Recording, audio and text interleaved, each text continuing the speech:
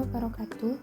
Halo semuanya, perkenalkan nama saya Nur Agustina dari kelas 2022C dengan NIM 2205111149. Kali ini kita akan membahas tentang struktural genetik. Strukturalisme genetik lahir dari seorang sosiolog Prancis, Lucien Goldman.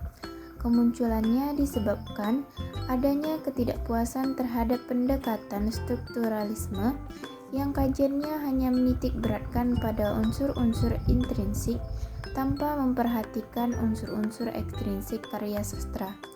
Strukturalisme genetik mencoba untuk memperbaiki kelemahan pendekatan strukturalisme, yaitu dengan memasukkan faktor genetik di dalam memahami karya sastra. Struktural genetik sering juga disebut struktural historis, yang menganggap karya sastra khas dianalisis dari segi historis. Membedah suatu puisi.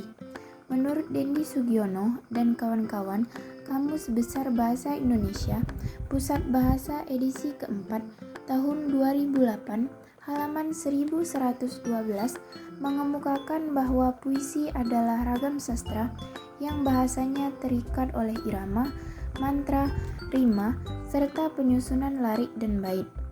Puisi bersifat inspiratif dan mewakili makna yang tersirat dari ungkapan batin penyair.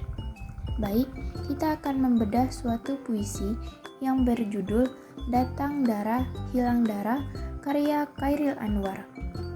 Mari kita lihat secara seksama puisinya.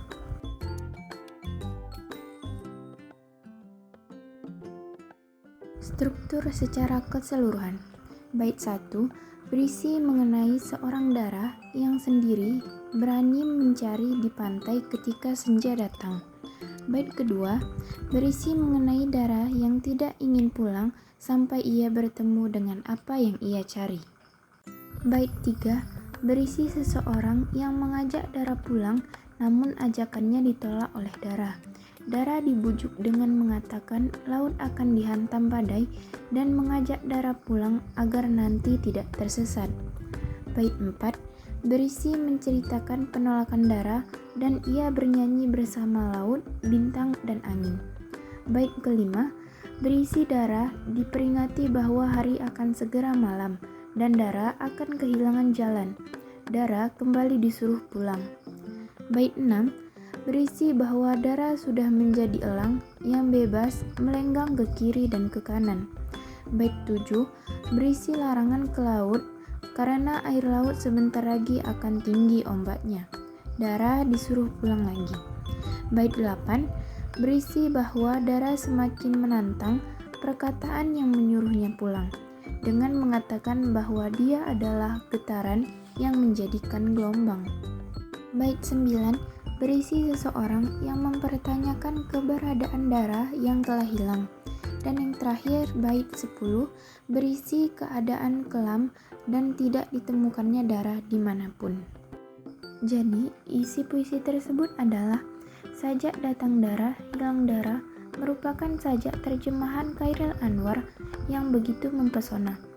Dalam puisi Datang Dara, Hilang Dara menceritakan seorang dara yang tidak mau pulang dan ingin mencari kehidupannya sendiri.